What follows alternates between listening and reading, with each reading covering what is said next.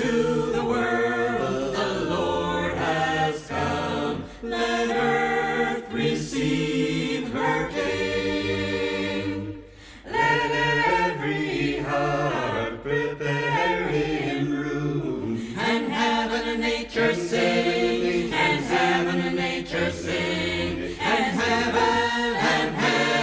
and nature sing.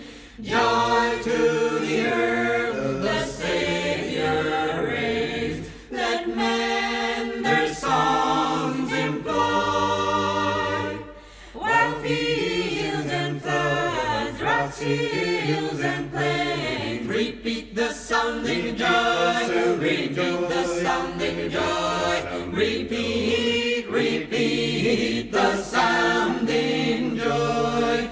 No more let sins and sorrows grow, nor thorns infest the ground.